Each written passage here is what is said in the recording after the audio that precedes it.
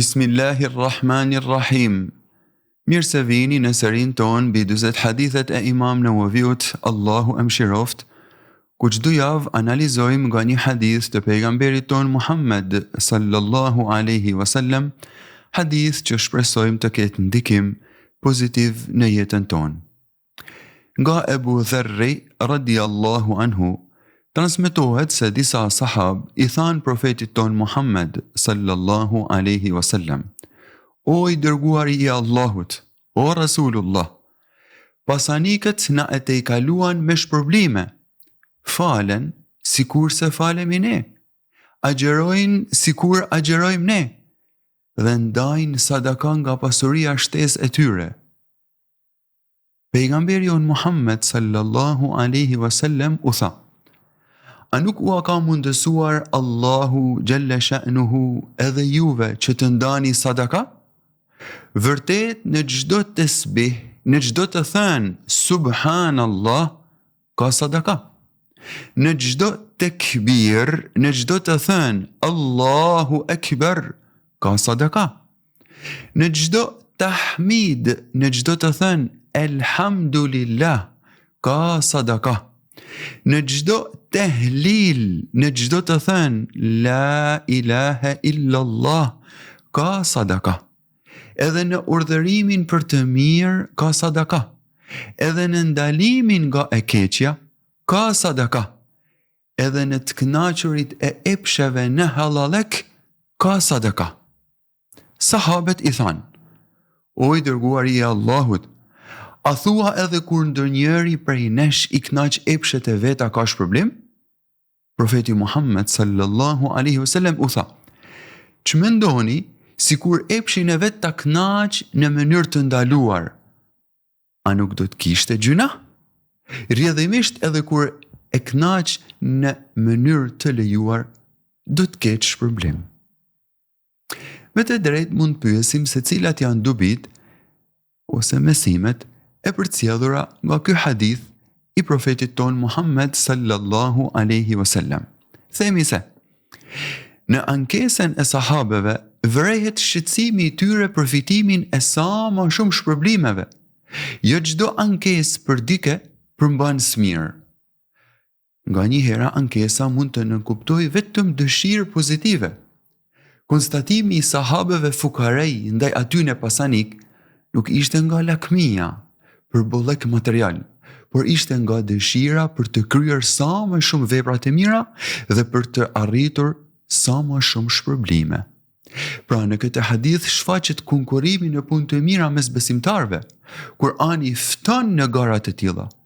Rivaliteti në synimin e dynjas është i qortuar, ndërsa hyrja në garë për të arritur shkallët e larta tek Allahu subhanahu wa taala është e lavdëruar. Në një hadith profetik, profeti on Muhammed sallallahu alaihi wasallam urdhëron dhe thot: Pasha Allahun, nuk është varfëria ajo që kam frikë për ju, por kam frikë se do t'ju rrëmbej jeta luksoze e dynjas, siç ndodhi me popujt e kaluar para jush. Dhe kështu, ju do të rivalizoni mes jush për hir të dynjas, siç rivalizuan edhe ata mes tyre dhe aju ka për t'ju shkatruar, ashtu siç i shkatroi ata. Ndërsa në një hadith tjetër, profeti on Muhammed sallallahu alaihi wasallam urdhëron dhe thot: Mos keni zili, dëshirë për të qenë si dikush, përveç se ndaj dy personave. Një njeriut, të cilit Allahu azza wa jall i ka dhuruar pasuri dhe ai e shpenzon pasurinë në të drejtën dhe në të vërtetën. Dhe një njeriu, të cilit Allahu i ka dhuruar urtësi dhe dije në fe, të cilën ai e zbaton gjithnjë dhe ua mëson atë të tjerëve. Një dobi tjetër e përfituar nga ky hadith është fakti se sadakaja nuk ka vetëm aspektin material, dhënien e një pjese të pasurisë për bamirësi ose lëmosh, si quhet ndryshe. Por sadakaja ka shtrirje më të gjerë, duke përfshirë çdo vepër të mirë. Çdo vepër e mirë është sadaka. Duke qenë se punët e mira e kanë vlerën e sadakas, Islami afron larmi mundësish për të fituar shpërblimin e Allahut subhanahu wa ta'ala. Ashtu si nocionin e sadakas, profeti Muhammed sallallahu alaihi wasallam ka ndryshuar dhe ka zgjeruar edhe shumë nocione të tjera. Për shembull, nocionin e pasanikut. Kush konsiderohet pasanik? Ai i cili e ka xhepin plot apo zemrën plot? Profeti jon Muhammed sallallahu alaihi wasallam e ka konsideruar pasanik të vërtet të pasurin në zemër, të kënaqurin me bereqetin e Allahut subhanahu wa ta'ala. Një nocion tjetër të cilin profeti jon Muhammed sallallahu alaihi wasallam e ka ndryshuar dhe e ka zgjeruar është edhe nocioni i hijretit. Çfarë do të thotë hijret? A do të thotë vetëm largim dhe braktisje e një vendi drejt një vendi tjetër? Apo do të thotë largim nga harami, largim nga e shëmtuara, largim nga e dëmshmja, largim nga e keqja, largim nga e pavlera? Profeti jon Muhammed sallallahu alaihi wasallam kur e ka përkufizuar hijretin ka thënë të larguarit dhe të distancuarit nga çdo gjë e keqe është hijret. Një nocion tjetër të cilin profeti jon Muhammed sallallahu alaihi wasallam e ka ndryshuar është edhe nocioni i të fortit. Kush konsiderohet i fort? I forti fizik, i forti fizikisht, apo i forti në karakterin e tij, në moralin e tij, ai i cili kontrollon vetveten në rastet e zemrimit? Një nocion tjetër përsëri të cilin profeti jon Muhammed sallallahu alaihi wasallam e ka zgjeruar është edhe nocioni i muslimanit. Kush është musliman? Musliman është vetëm ai që ka emrin Muhammed, Hasan, Ali, apo musliman është ai i cili don për tjetrin çfarë dëshiron për vete? Çdo besimtar duhet të shfrytëzojë mundësitë për vepra të mira që janë lehtësuar. Dikujt i është lehtësuar rruga e ditorisë, le ta përhap atë ditori dhe le ta zbatojë atë. Dikujt tjetër i është lehtësuar rruga e agjerimit vullnetar, le ta shtojë agjerimin vullnetar sa të ketë mundësi. Dikujt tjetër i është bërë e kollajt dhikri i Allahut subhanahu wa ta'ala, përmendja e Allahut, le të kapet pas tij. Dikujt tjetër i është dhënë mundësia ekonomike dhe i është lehtësuar lëmosha, bamirësia, prandaj le të kontribuojë në të. Dhe kështu me radhë, gjithsecilit person Allahu azza wa jall i ka dhënë një larmi mundësish për të bërë mirë dhe për të fituar shpërblimet e tij. Në këtë kontekst, po përcija dhe një fragment nga jeta e Imam Malikut, Allahu e mëshiroft. Imam Maliku ka vdekur në vitin 179 Hijri. Një nga adhuruesit e njohur të gjeneratave të para të muslimanve, i quajtur Abdullah el-Umari, i cili ka vdekur në vitin 184 Hijri, i ka shkruar Imam Malikut dhe e këshillonte t'i përkushtohet adhurimit dhe të veçohet nga njerëzit, të largohet nga njerëzit, të largohet nga përhapja e ditorisë dhe t'i përkushtohet adhurimit individual. Imam Maliku, imami i nderuar, në përgjigjen që i kthen i shkruan këtij adhuruesi duke i thënë: Allahu i ka ndarë punët siç i ka ndarë edhe rrisqet. Ndoshta dikujt i është qelur dera e namazit vullnetar dhe jo ajo e agjerimit. Dikujt i është mundësuar lëmosha, por jo agjerimi. Dikujt tjetër i është mundësuar lufta në rrugt të Allahut, por jo namazi. Edhe përhapja e ditorisë është nga veprat më të vlerësuara. Unë jam i kënaqur me derën e dijes që më është qelur mu. Nuk mendoj se angazhimi im është më i ulët se përpjekja juaj. Shpresoj për të dy që t'jemi në hajër dhe në mirësi dhe në shpërblim të Allahut subhanahu wa ta'ala. Një tjetër koncept i rëndësishëm në Islam është edhe raporti që ndërton muslimani me pasurinë dhe nevojtarin. Islami jo vetëm urdhëron për bamirësi, por edhe orienton drejt edukatës së bamirësisë. Pasuria i është dhënë emanet pasanikut përkusisht, si sprov. Ajo i është lënë në shërbim dhe në kujdestari atij.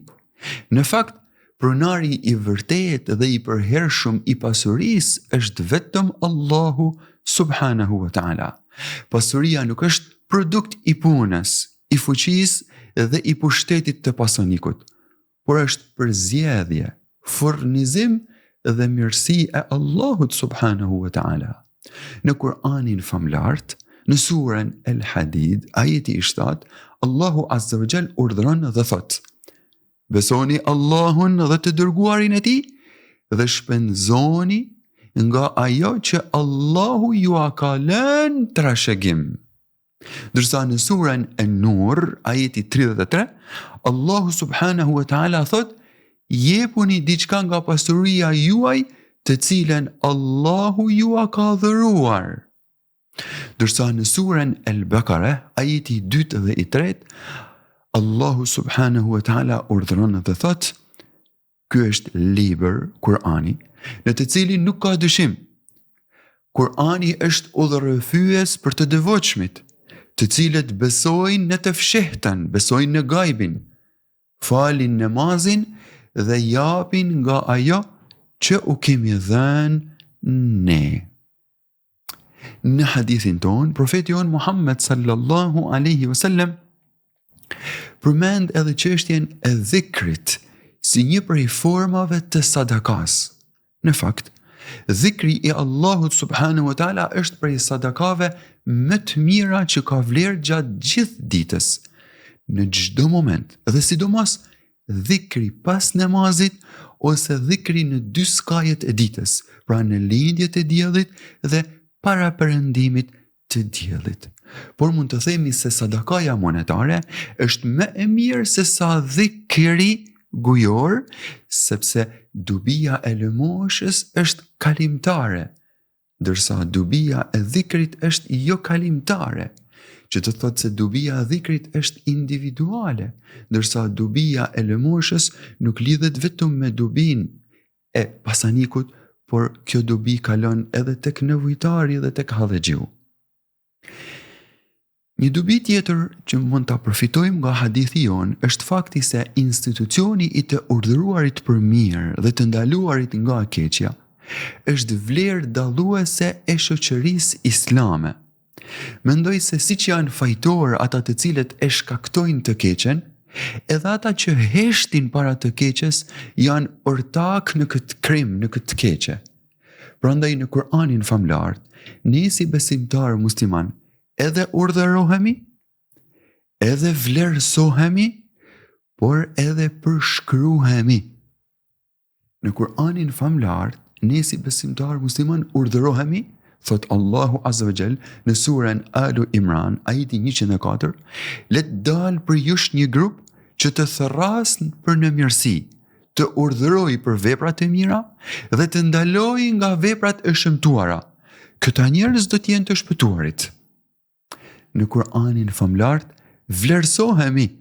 Në surën Alu Imran, ajeti 110, Allahu azza wa jall urdhon dhe thot: ju jeni populli më i mirë i dal për njerëzimin, sepse ju urdhëroni për veprat e mira dhe i ndaloni veprat e këqija dhe besoni Allahun subhanahu wa ta'ala.